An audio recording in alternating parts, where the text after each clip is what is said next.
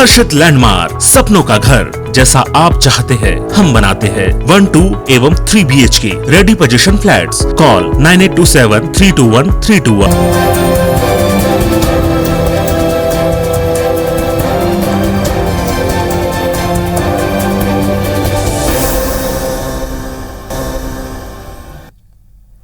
नमस्कार, मैं हूं पुनीत पाठक। छत्तीसगढ़ की बात देख रहे हैं आप। बहुत स्वागत है आप सबका। छत्तीसगढ़ देश के उन चुनिंदा राज्यों में शुमार है जिसे कुदरत ने बेशुमार खनिज संपदा दी है।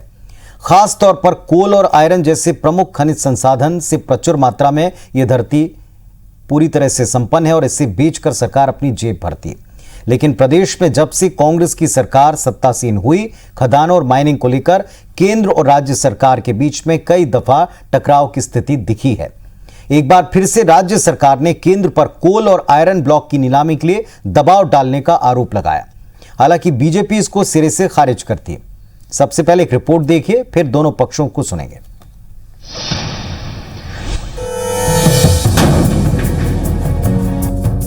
खदानों पर नई तकरार, नीलामी पर फिर केंद्र और राज्य सरकार आमने सामने।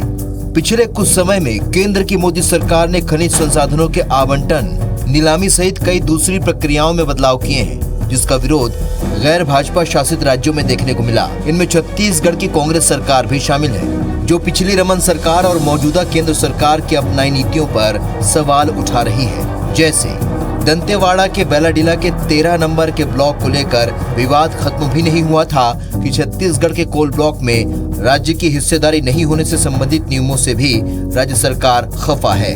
वहीं एनएमडीसी द्वारा एमडीओ किसी दूसरे को बनाए जाने पर राज्य सरकार केंद्र पर सवाल खड़ा कर रही है। छत्तीसगढ़ राज्य को कोयला हो, लोहा हो, बहुमूल्य खनिज संपदा में राज्य के हितों के साथ खिलवाड़ करने के लिए लगातार राज्य के हितों को अनदेखी किया जा रहा है। राज्य के हितों की उपेक्षा हो रही है और राजस्व मामले में छत्तीसगढ़ राज्य के साथ सौतेला व्यवहार हो रहा है। कैबिनेट मंत्री रविंद्र चौबे ने केंद्र सरकार पर आरोप लगाते हुए कहा कि छत्तीसगढ़ में कोल ब्लॉक की नीलामी के लिए केंद्र पत्र लिखकर लगातार दबाव डाल रहा है।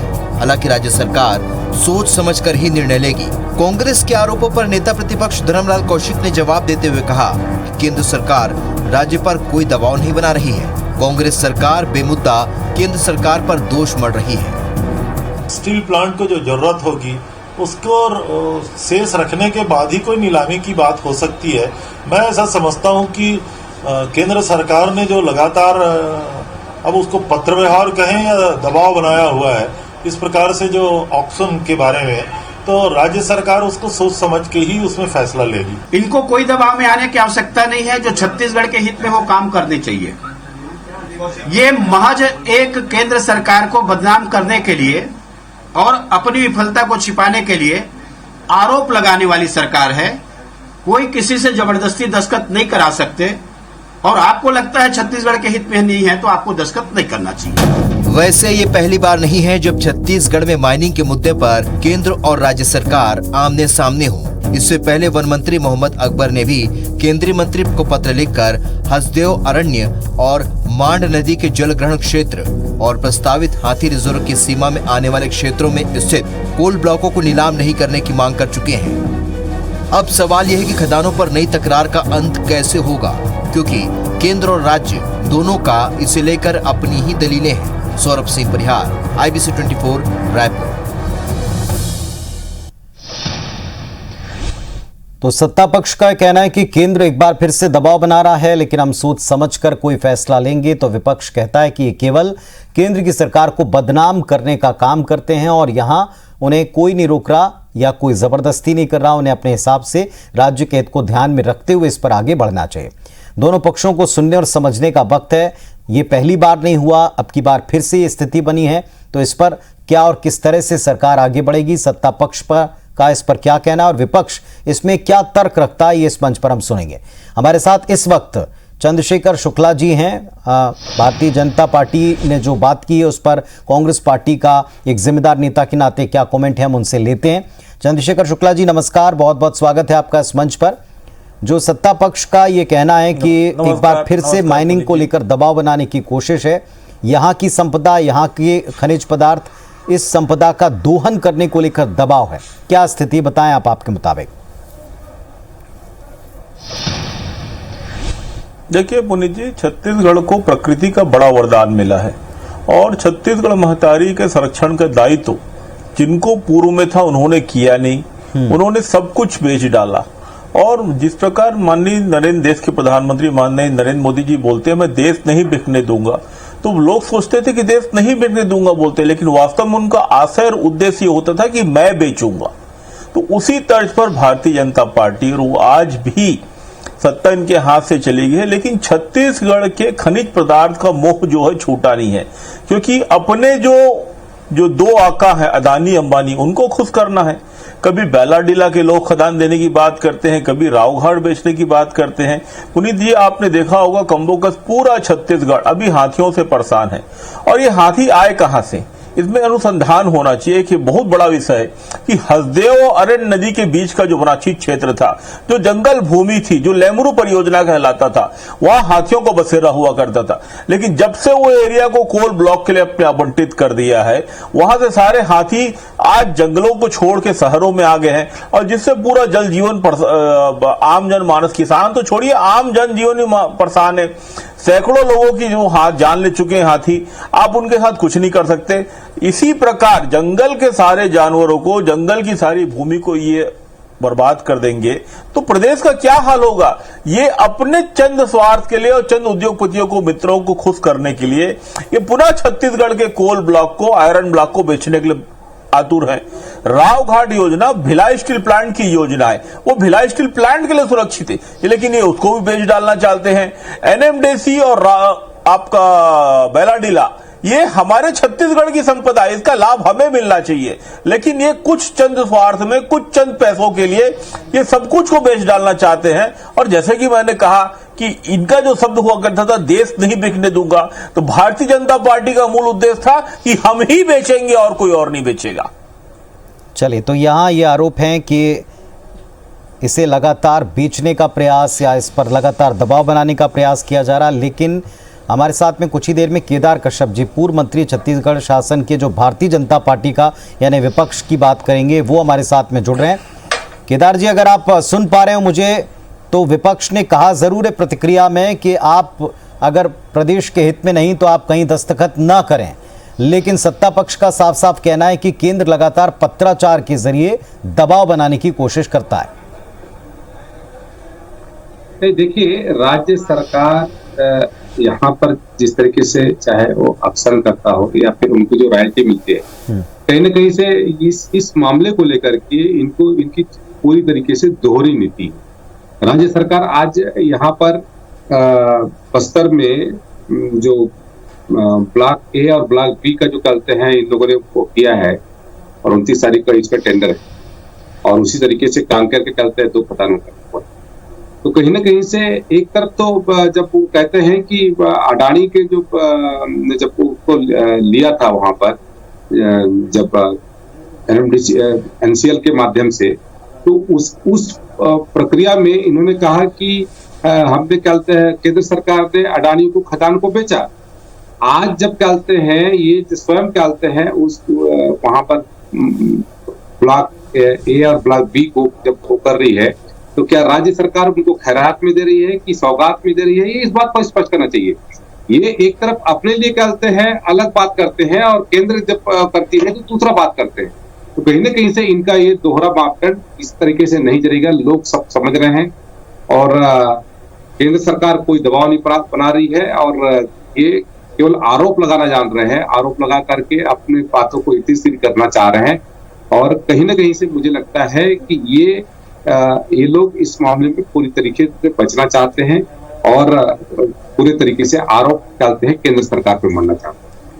आपको इसके पीछे मंशा क्या नजर आती है केदार जी? स्पष्ट सवाल पूछता हूं, क्या मंशा नजर आती है? अगर उन्हें देना होगा तो स्वीकारोक्ति दे देंगे, और अगर उन्हें नहीं देना होगा तो फिर इसमें केंद्र पर दबाव बनाने से क्या लाभ होगा, या केंद्र पर आरोप पड़ने से क्या लाभ होगा?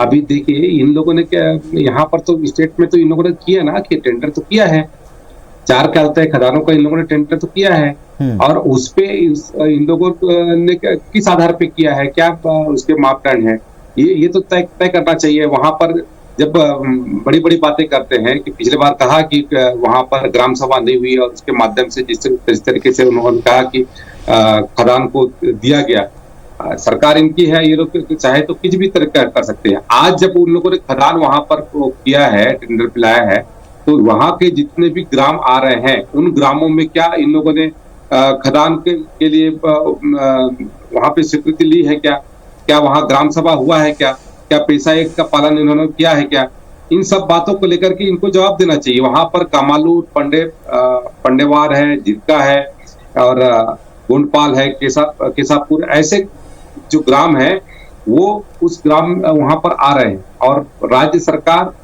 उनके से न चर्चा कर रही है, न किसी तरीके से उनको कोई आश्वासन दे रही है। तो कहीं ना कहीं से राज्य सरकार एक तरफ तो कह रही है कि क्या कहते हैं अडानी को खदान को बेचा, और आज इन्हीं खदानों को जब कहते हैं वो कर रही है, तो क्या ये सरकार उनको खैरात में दे रही है, क्या सौगात में दे रही है कि किस तरीके से उनको उपहार दे रही है? शुक्ला जी उत्तर दें इस बात का। दोहरे मापदंड का आरोप लगा रहे हैं और कह रहे हैं कि राज्य सरकार स्वयं भी यही कदम खुद उठाती है, लेकिन आरोप केंद्र पर लगा रही है। पुनीत जी, सबसे पहले तो आपके माध्यम से जो केदार भाई जी ने आज आईपीसी में अपनी बात कही, उसके लिए मैं केदार भाई का साधुवाद दूंगा, धन्यवाद दूंगा कि इन्होंने बातों ही बातों में उन बात की स्वीकृति की जिस बात का हम विरोध किया करते थे। आपको याद होगा कि बेलाडीला के पहाड़ों को अदानी को बेच दिया गया था, तब भारतीय जनता पार्टी पल्ले झाड़ती थी कि कैसे हुआ, क्या हुआ, हम नहीं पता।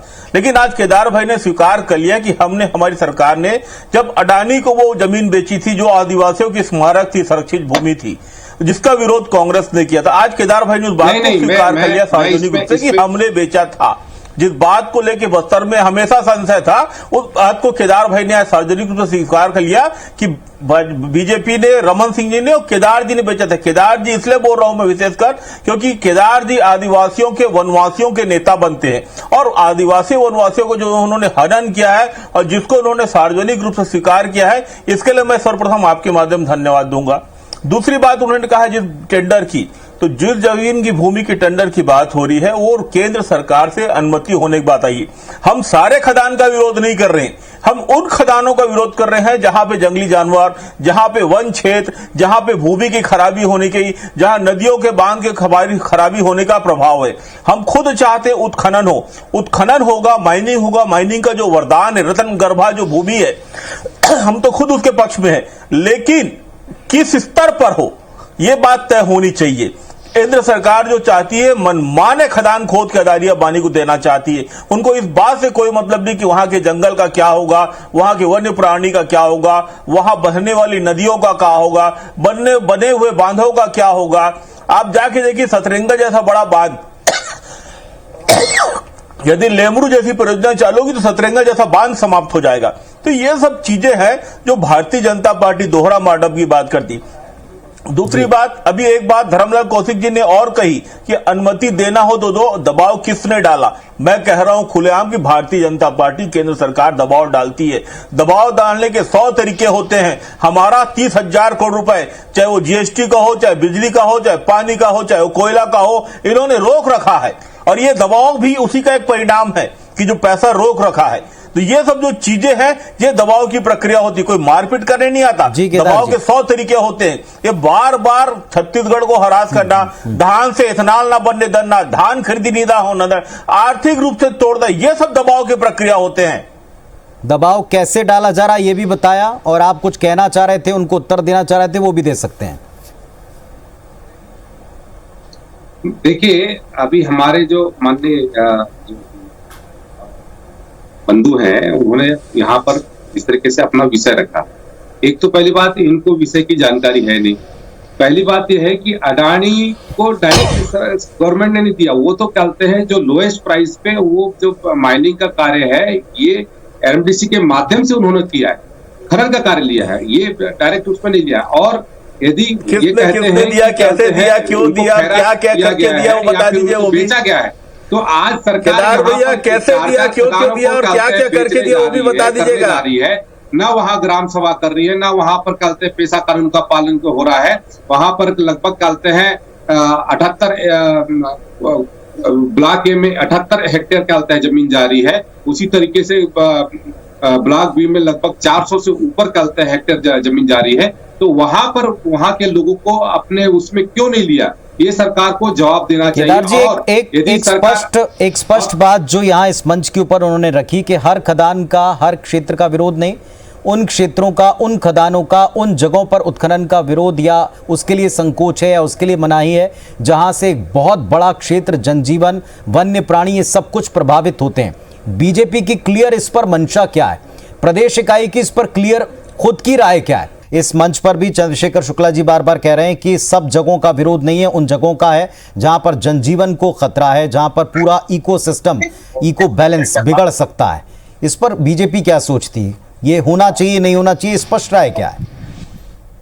देखिए, ये पूरा मामला राज्य सरकार का है। राज्य सरकार इसमें एलओसी देने से पहले इस बात को विचार करे कि वो राज्य हित में है, यहाँ के लोगों के हित में है कि नहीं है, इन सब बातों को विचार इनको करना चाहिए। लेकिन सरकार यहाँ पर पूरी तरीके से अपना जो विषय है वो केंद्र सरकार पे मर रही है और कहीं ना कहीं से बैकफुट पे है। और यहाँ जिस तरीके से इन खदानों को ये वो कर रही है, आवंटित करने के कार्रवाई कर रही है, और न वहां पर ग्राम सभा हो रहा है, न वहां पर कहते हैं पेशा कानून का पालन किया जा रहा है। कहीं ना कहीं से इस सरकार को चिंता करनी चाहिए और इस सरकार ये जिम्मेदारी पूरी, क्योंकि इसकी पूरी जो रॉयल्टी है ये तो राज्य सरकार को मिलता है, तो राज्य सरकार को अपना जो विषय है इसको केंद्र सरकार के भरोसे पे नहीं चढ़ना है, केंद्र पे नहीं छोड़ना चाहिए। इनको यदि कहते हैं किसी पे यदि असहमत है तो स्पष्ट तरीके से करना चाहिए। लेकिन ये तो क्या कहते हैं अपना विषय को ऊपर पे डालने की कोशिश कर रहे हैं, केंद्र में बढ़ने की कोशिश कर रहे हैं, और लगातार यहाँ पर जिस तरीके से यहाँ पर खदानों को आवंटित करने के लिए जो कार्रवाई कर रहे हैं वो भी एक मामला है कि दोहरा मापदंड अपना रहे हैं यहाँ पर। नहीं, लेकिन आपको भी लंबा एक्सपीरियंस रहा, तजुर्बा रहा, आपको क्या लगता है जिन इलाकों को लेकर के विरोध है वो जायज है, नहीं है? क्योंकि वो तो स्पष्ट कह रहे हैं ना कि कुछ इलाकों को लेकर हमारा विरोध है और इसीलिए हम रुक रहे हैं, और इसके बावजूद बार बार पत्र आ रहे हैं। नहीं, यदि रोक रहे हैं तो इनको मना किसने किया है? इनको किसने मना किया है? एनओसी तो देने वाले ये हैं। यहाँ पर उनकी रॉयल्टी तो इनको मिलने वाली है। ये यहाँ से यदि उसकी कहते हैं स्थिति को स्पष्ट नहीं करेंगे तो इनको केंद्र सरकार क्यों दबाव बनाएगा? ये तो सीधा सीधा केंद्र पे आरोप लगा रहे हैं, जबकि वास्तविकता ये है कि राज्य सरकार यहाँ पर अपने स्तर पे यहाँ उन खदानों को आवंटित करने का कार्रवाई करके 29 तारीख को इसका टेंडर प्रक्रिया में किया है।